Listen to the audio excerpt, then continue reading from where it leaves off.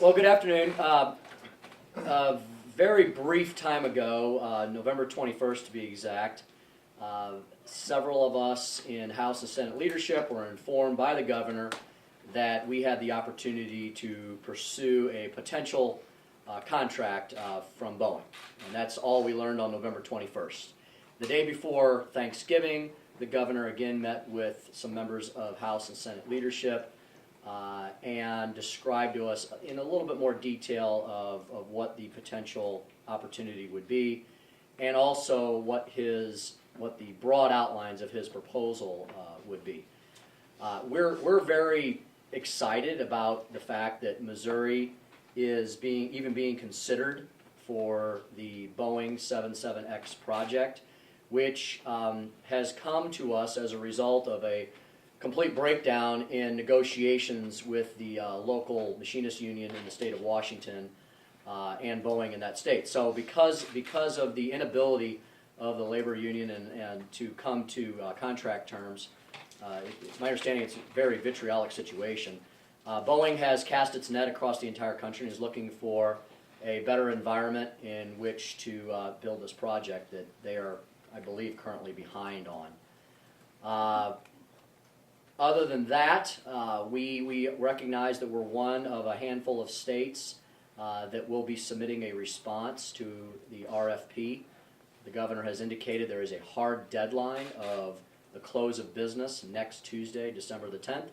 The governor has also indicated that he believes he needs greater flexibility in some of our current economic development incentive tools in which to properly and more competitively respond to the RFP. The governor visited with our entire caucus today. We had a previously scheduled winter caucus meeting, as we do every year. The governor made an appearance at that caucus meeting to explain the project to the entire caucus, and he did take several questions. At this point in time, my understanding is the proposed legislation, which has come directly from the governor's office, will be filed in both the House and the Senate. And as far as procedurally where we go from there, we're pretty much on a day-to-day time frame right now. I'm happy to answer any questions. That is largely the entirety of my knowledge on the subject, but we also have the majority leader, our economic development chair, the pro tem, and the budget chairman, in case any of those folks know something I do not. Well, do you think there's a chance that you guys might try to attach some sort of tax credit change or that sort of thing, or do you guys want to keep this bill clean? We have a total of 8 calendar days in which to accomplish the task at hand. The call is extremely and narrowly written. It's our intent to remain within the call. What do you think what the governor had to say to the caucus? Largely what the governor said was to rehash the timeline that I just explained. He actually was, I would say, he and I were on the same page today. in the timeline that he gave, the facts of the situation, why Boeing, why Seattle-based Boeing is looking across the country, the basic dynamics of the RFP and the deadline for that, and the outline of his legislation. Do you think he answered the questions that the members of the caucus had in a way that satisfied them and assured them that this legislation is something that is practical and effective? Rudy, that's a great question. There were several concerns I think that the governor admittedly was not able to completely answer today. This has been a very fast-moving situation. As I said, our knowledge of this, even from the governor's point of view, his knowledge probably dates back to mid-November when the contract negotiations with the labor union in Washington broke down. Our knowledge dates back to November 21st. So it's a fast-moving situation. I would say the caucus has concerns in several key areas. Number one, we are asking the governor's office to provide us the total cost of the total package over the entire course of the project. That's a level of detail the governor's office was not able to provide yet. In addition, many caucus members would like to know if we're going to be spending taxpayer dollars fiscally and responsibly. They've asked for a return on investment figure, and that's something also the governor's office was not able to give us with specificity yet. They said they would work on both those responses. Another concern the caucus had was approximately 2 months ago, the governor campaigned very exuberantly against a tax cut for all Missouri families, farmers, and small businesses, and he is now making the case that we should give a tax break to a particular corporation. We all support Boeing. They're one of our most important manufacturers in our state. But I guess our question is to the governor and not to Boeing, is why this tax break at this time instead of providing tax relief for all Missouri businesses? Wouldn't we be more attractive globally? And honestly, that's why Missouri is more attractive than Washington. The state of Washington has a huge gross receipts tax, which we do not. And that's why their incentive package had to be larger, because they have a tax that we do not even have. So when corporations are looking to expand or relocate their businesses, they're looking for fair, low tax burdens, and they're looking for good labor clients and labor relations. Neither of those exist in the state of Washington right now. We hope Missouri can be more competitive in both. How did the governor justify giving away this money when he couldn't, when he said the state couldn't afford what would appear to be a smaller reduction in revenue over the same time period? The governor separated the issues and said that they were two very different issues. He said that these are programs that are already in place, and he's simply asking for an expansion of authority. He also said that, and it is a valid point, that if the project does not come here, not a single taxpayer dollar is spent. He probably should have emphasized that a little bit more, because that is the truth. And that is a difference as well. There will be no taxpayer money spent if the project does not come here. If the project does come here, we expect the return on investment to be large, but again, in order to make that determination, we need the numbers, and we don't have those yet. Are you in basic agreement that this is the approach, if you decide to go with something for Boeing, that this approach of broadening the capacity on existing programs is the right approach then?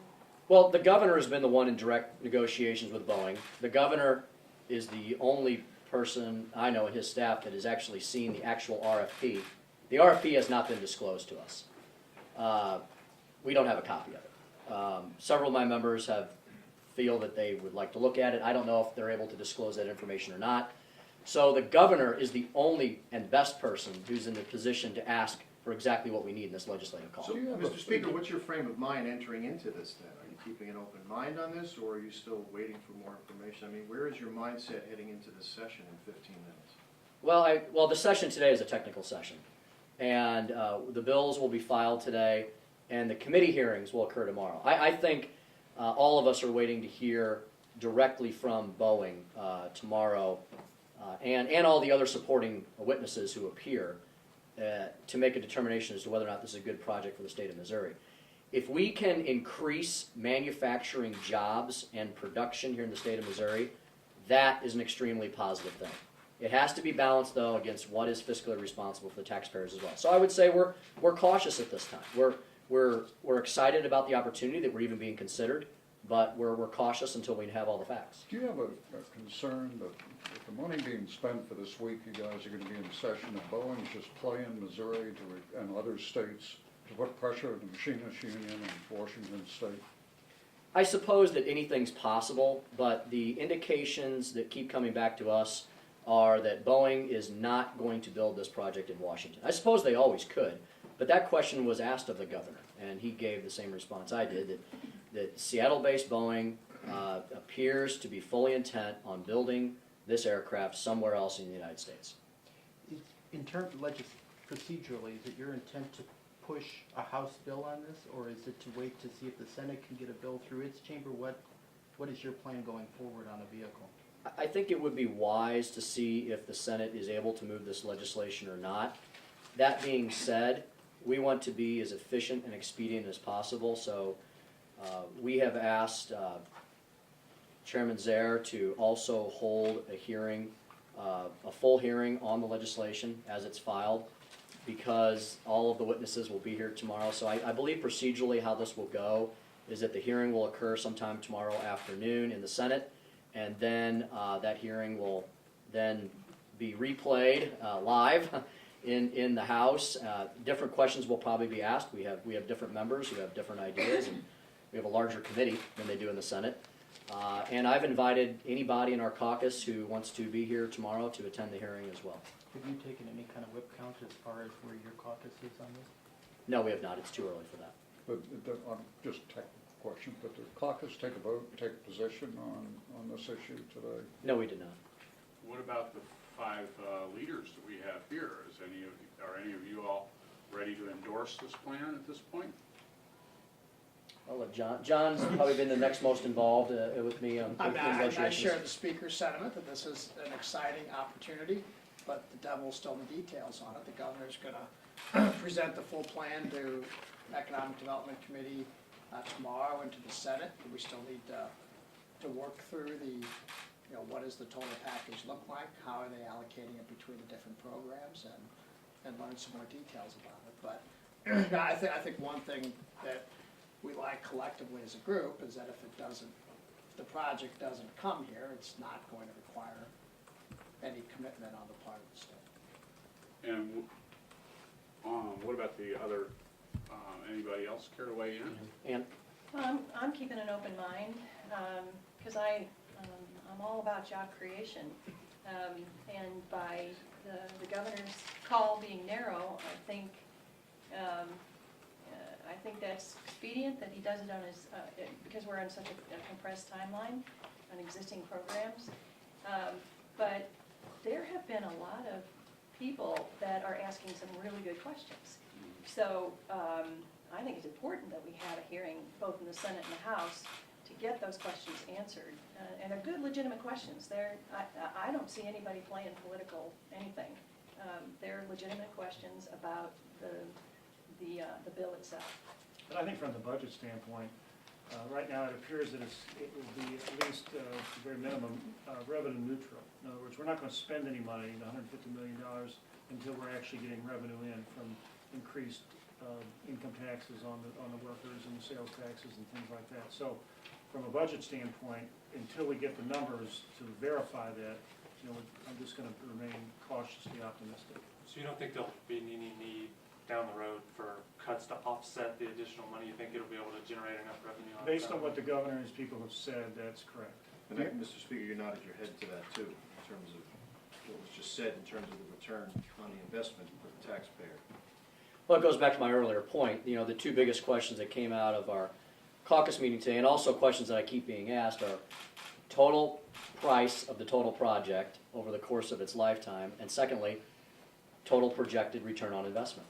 Those are two very key components before we put any taxpayer dollars at risk. It has to be answered. The bill from the governor's office is one page, it's 3 sections, it's a definition. And can any of you commit at this point, you can vote for this bill as it's proposed by the governor's office? Is there a definite yes from any of you 5? I think that bill is in very raw form right now. The governor's office put that together in less than 24 hours from our request, and so I would anticipate that they'll continue to work with us as we adjust the legislation accordingly. Any sense of what kind of adjustments might need to be made? No, I really don't. Just based on the call and the programs that are involved, I think that it can work, expanding the programs, but there's always, the devil's in the details, so I'm gonna leave judgment till later. From the 5 of you, I'm not hearing a single person saying, yes, I can vote for this, period. Am I reading that wrong, that there's not a definite yes from any of the 5 of you? Well, I'd like to read it and understand it before I vote on it. I'd say that, the majority of these economic incentive programs we've supported in the past, having a special carve out to attract Boeing, and these could be up to 8,600 jobs, paying $75,000 wages. I would support that.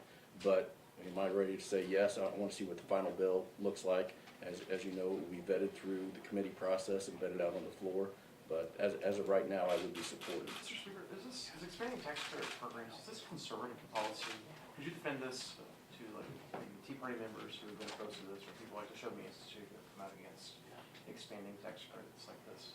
Well, I don't know that there's any one particular monolithic group that would support or oppose this. even within our caucus, we have a number of different opinions anytime we bring up economic development programs. You know, I would remind everyone that the House passed a significant tax credit reform bill in the last few weeks of session, and we've done them previously. The tax credit reform package that we passed this regular legislative session had 100 million plus Yeah. Oh, at in least. savings, and got rid of several, Mhm. many programs. So, you know, I think it's important that states remain competitive. We want to be attractive to job creators and businesses. And as long as the economic incentive tools we have show a good return on investment, the new ones that we passed in recent years, you know, we've definitely been more critical of them. We've placed sunsets on them. We've had clawback provisions on them. We've required them to have an absolute return on investment for a single dollar is spent. So, you know, we appropriate $24.7 billion every year. And we have to decide whether to spend that on more entitlement spending or on job creation or education, or the list goes on and on and on. So anything we do has to be defended. Is there a timeline on this, about how long these tax credits will be available for mowing? All the programs, I believe, They all have sunsets. Have And when, sunsets. you know, I'll drop the bill in, you know, within an hour or so, I anticipate dropping the bill. But they all have limits on them, and you'll see when you get the information and look into it, that they all have limits on them. It's existing programs. Did this conflict with your regularly scheduled annual caucus, or are you able to get everything done that you were already scheduled to do as a caucus? yes, we did. You did. We can multitask. Is that open now, or are you still in the caucus as well? We have a caucus meeting every winter, as I mentioned. It usually takes 2 to 3 hours. This one lasted about 3.5. It was a little extended. We had a special guest, the governor, and we were able to go through, you know, all of our initial planning for next year's So agenda. you've got your priorities? We have the major priorities outlined, sure. You gonna announce those today? Sure, yes, I'll be happy to, sure. We're focused on the task at hand right now, but we'll get to 2014 soon enough. Have you canceled all of your speakers for you had planned for this week? I'm making one stop in Mount Vernon on Wednesday because the good folks down there have already placed the ad in 5 local newspapers, invited 6 local mayors, and told me if I don't show up, there'll be a lot of disappointed people. So I'm going to make a quick trip down to Mount Vernon and back on Wednesday. Otherwise, I'll be at the disposal of my caucus in the Senate and the governor. Are any of you hoping to use this to press the right to work issue, either now or next year? This debate has grown partially out of the right to work issue in Washington. You know, I think it's notable that the reason that Boeing is looking to build this project in a different state is because of the acrimonious relations with the labor unions there. And as I've said previously, manufacturers, if they remain in this country, are going to look for the best possible climate. And that includes a good tax climate, a good labor climate, a good litigation climate. It's very simple, and it's a very simple initial list when people are looking to create manufacturing jobs or relocate manufacturing jobs. So if we are awarded this project, it'll show that Missouri is competitive for this project. If we are not, we're going to have to analyze where the project goes and what policies we can look at in the future. Have any of you guys spoke to any Boeing executives personally? I have not. None? So it's all in the governor? You know, the governor is the one who's brought us this concept. The governor is the one who's made this call. The governor has been the one to write the initial legislation. So we look forward to him remaining engaged on this issue and hopefully showing some leadership as we move throughout the next few days. You guys are competing with about 14 or 15 other states. What do you think is going to give Missouri the edge? There's a number of things. I mean, you know, one, I think we've got the governor outlined this, and I think it's out in the public domain. But number one, we have a qualified workforce here, and then one thing to keep in mind is for the 777X, Boeing is on a very strict timeline and production deadline to get this done. They've signed up somewhere north of $100 billion worth of orders in the past couple of months. Those orders are due to be delivered in 2020. That means production has to start in 2018. A key concern is whether or not they can actually deliver that production in a workforce is pretty critical to that. So Missouri has a pretty wide network of suppliers, and workers and training programs already in place to deal with issues such as this. So I think that's probably our strongest advantage. Two more questions. Do you have any problem with the fact the governor has been the point man on this and no lawmakers have been involved in it or your company? Is there a problem with that? Well, to be fair, as I mentioned, the governor's knowledge of this doesn't date back much further than ours. However, that the point is he now needs to be as transparent and as giving as possible with all of the information that he has at his disposal. You know, if he wants to be as helpful as possible in this process, he needs to be as helpful as he possibly can be as we move forward on this. We don't have time to play politics in this. We need to put Missouri's best foot forward to show that Missouri is as competitive as can be when we're looking at manufacturing jobs. Do you feel he's doing that so far? You know, so far, I believe so, but, you know, we've got some big unanswered questions relating to total cost of project and relating to total anticipated return on investment. Those are questions that have to be answered before our caucus, I believe, as a majority, can be comfortable. Is the RFP something you think he should have shared with you that he hasn't? I think it would be helpful to see that detail to make sure that we are truly responding appropriately to that.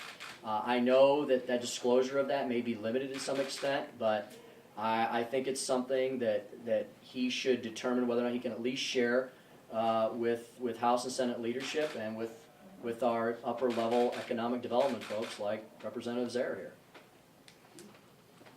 All right, thank you all very much.